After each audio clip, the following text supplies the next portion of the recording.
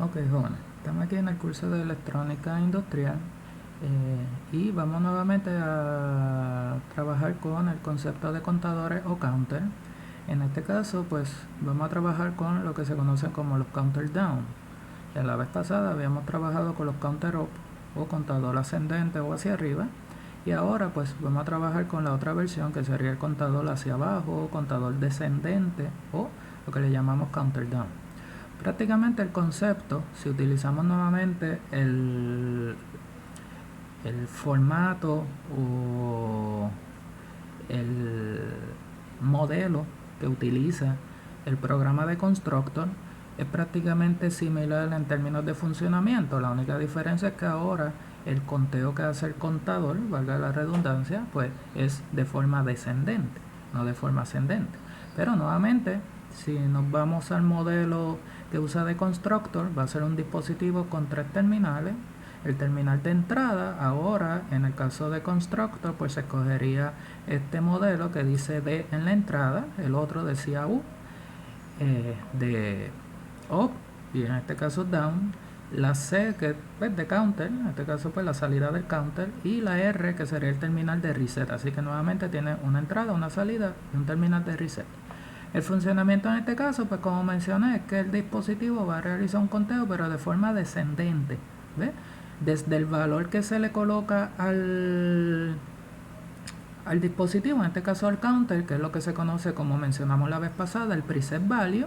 Es decir, va a ser un conteo de 5, pues entonces ese valor de 5, que es la cantidad de veces que la entrada se va a activar a través de algún interruptor o sensor conectado allí en la entrada, pues entonces él va a empezar a hacer conteo ahora desde ese valor hasta que llegue a 0. ¿Ves? Distinto al anterior, que era de 0 hasta el preset value. Ahora es al revés, ahora va desde el preset value hasta 0. Si es por ejemplo 5, pues entonces cada vez que la entrada se active, ese valor va a ir descendiendo, va a ir bajando. 5, si empieza en 5, 5, 4, 3, 2, 1, y cuando llegue a 0, en ese momento, entonces la salida se va a activar. Cuando la salida se active, como ya hemos mencionado anteriormente, va a haber unos contactos asociados a ese counter o a ese contador que van a cambiar de estado al momento en que pues, esa salida se haya activado, luego que se haya realizado el conteo. Lo otro que tenemos es el terminal de reset, que igual que vimos la vez pasada, en el caso del modelo de Constructor, pues ese terminal debe estar conectado a través de un interruptor close para que esté conectado a la línea de voltaje y esa línea esté activa.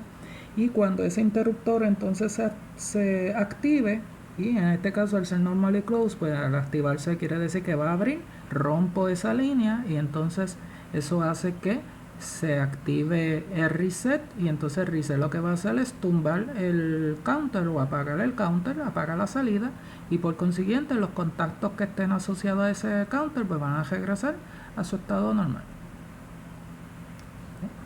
Si vemos un ejemplo, pues vamos a decir aquí tenemos nuestro counter down. En este caso vamos a decir que el preset value que se le colocó va a ser igual a 3. Entonces en la entrada se le colocó un push button como interruptor normally open para activar el counter, y en el reset se le colocó otro push button pero normally close para desactivar el counter. Y entonces tengo un contacto asociado a ese counter down, que sería, en este caso se está usando un normally open para tener una bombilla roja, en este caso inicialmente apagada, de manera que cuando el counter se active 3 veces en el momento en que se presione el interruptor 3 veces, en ese momento pues este contacto va a cerrar y la bombilla va a prender.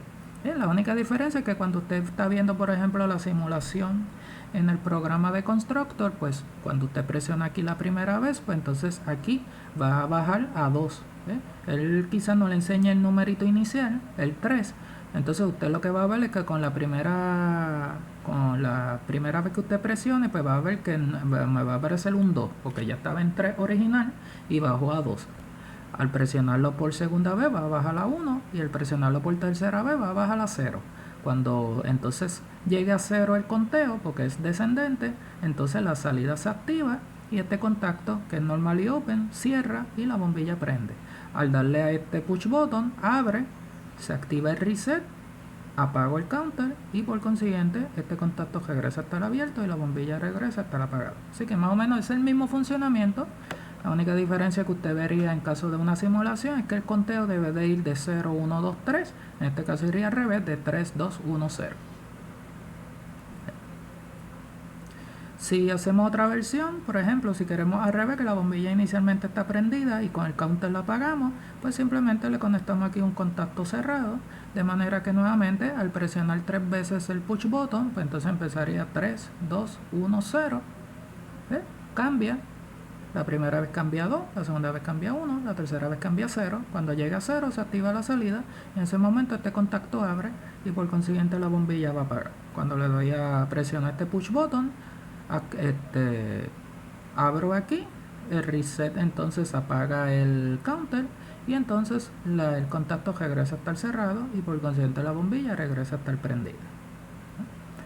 Y si en este caso pues fue lo que habíamos visto la vez pasada, combinándolo el counter up junto con un timer relay, lo mismo lo podemos hacer utilizando un counter down, también combinándolo con un timer relay, en este caso usando por ejemplo un timer on delay. En este caso pues lo que se busca es que con este push button, al presionarlo nuevamente 3 veces, haga el conteo pero de forma descendente, se active la salida, este contacto abierto del counter down cierra y la bombilla entonces roja prende. En este caso las dos bombillas estarían inicialmente apagadas, porque están precedidas ambas por contactos abiertos. Lo único que la bombilla roja va a depender del counter y la bombilla verde va a depender del timer. Así que con el counter, al hacer el conteo, cierra el contacto, la bombilla roja prende y en ese momento pues también este contacto va a cerrar para que se active este timer. Como esto es un on delay, hay que esperar que cuente los segundos que se le hayan colocado, en este caso 5 segundos.